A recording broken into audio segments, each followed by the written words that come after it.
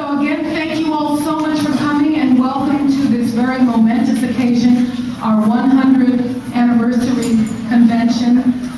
We have here two issues, as I had mentioned before, that we're going to be speaking about. One is the convention, and the second is the Sotomayor hearings, which begin on Monday.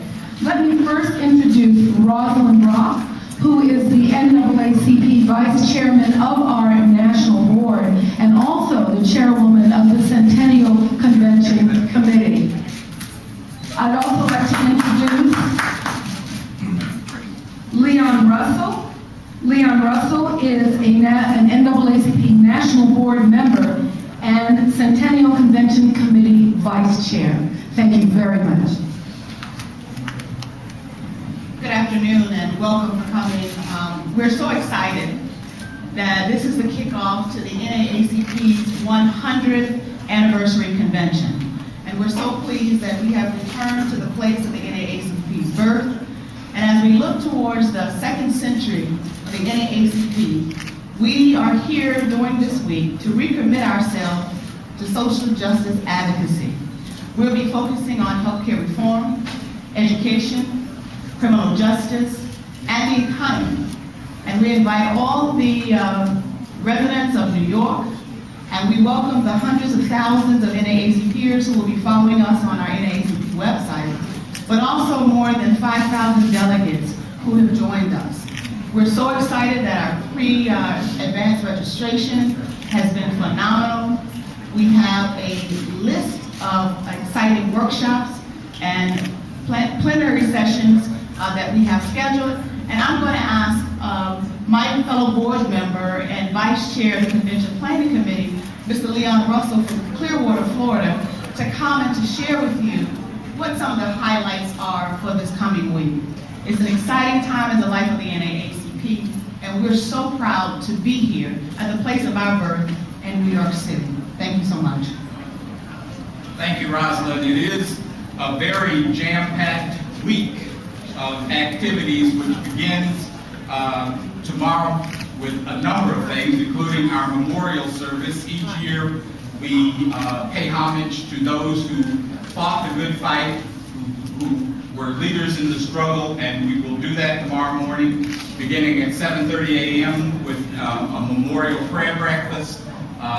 Reverend Al Sharpton will be the speaker there. We will then go through the day. One of the most important things that we do here is our continuing legal education program for attorneys who are involved in civil rights issues. And so one of the main programs during this whole convention will be the CLE. The highlight of the CLE will be a presentation by Attorney General Eric Holder on Monday. He will be the luncheon speaker on Monday. And we have a number of distinguished lawyers from across the country who will be here providing legal education courses during that program. On Sunday evening, go back to Sunday afternoon, we have one of the diamonds of the NAACP, the annual AXO Awards presentation, which begins at 1 p.m. on Sunday. That program, which has several thousand participants across the country, highlights the academic, cultural, technological, scientific achievements of African American youth across this country. And so we'll have 1,200 or 1,300 youth who will be involved in that program on Sunday afternoon. On Sunday evening, our chairman of the National Board of Directors and civil rights icon, Julian Bond, will give his convention speech. He will set the tone, as it were, for this convention and sort of give us a history lesson along the way. On Monday morning, our new president and CEO, Benjamin Jealous, will come in and lay out his plans for the NAACP for the coming year. He'll give us highlights of where he wants the association to go, and that will be a plenary session beginning at 9:30 a.m. on Monday. We also have, during the week, our Youth and College Division having its own convention program with a number of distinguished speakers and panelists who will be presenting for them. We, in addition, have our Commerce and Industry show, which allows supporters of the NAACP, corporate and otherwise, to be able to show their wares and display their support for the association. Moving along, on Tuesday is our legislative day. Tuesday is the day that the convention was actually established for. That's the day that delegates from across the country come to discuss, debate, and actually adopt the programs and policies of the NAACP for the coming year. And so that's a long day of legislative activity. On Wednesday, we will be looking at two very specific areas. First, we will hear from our living Spingarn medalists, people who have been presented the highest award that the NAACP can present. That will include Colin Powell, Reverend Jesse Jackson, Ms. Dorothy Height, among others, Governor Wilder, who will be here, people who have won the Spingarn and that will be talking about what the NAACP ought to be looking to and doing as we move into this next century. On a Wednesday afternoon, we have an international program.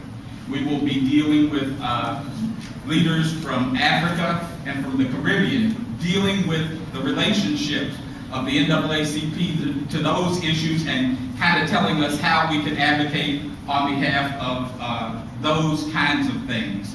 On Thursday, we have our main feature, the Spingarn Award Banquet, where Chairman Julian Bond will be awarded the Spingarn Medal and his distinguished career as a civil rights leader will actually be recognized. Also on Thursday, and not to detract from it, we have a visit from the President of the United States, Barack Obama. Mr. Obama will come and he will take part in the program at the Spingarn Awards dinner. So it's a full program. We hope that folks will come out and see what's going on and be a part of what's going on. It's my pleasure at this point to introduce another vice chair of the Centennial Convention Planning Committee, but also, and more importantly, the host of this 100th annual convention, President of the New York State Conference, Ms. Hazel Dukes.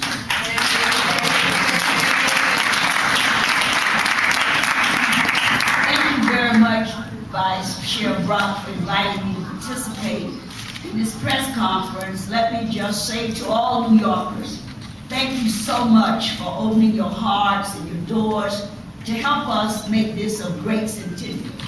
We have had from the mayor of the city of New York, the governor of the state, and many volunteers, over 300 persons have volunteered. They stuffed all the bags. They're walking around with yellow shirts today, giving you any information that you can, giving you all the courtesies that people not from New York don't think we can do. They say, good morning, hello, how can I assist you? That's the real New York that I'm from. So thank you very much. I hope that when you print your story, that you tell the world that NAACP is alive and well.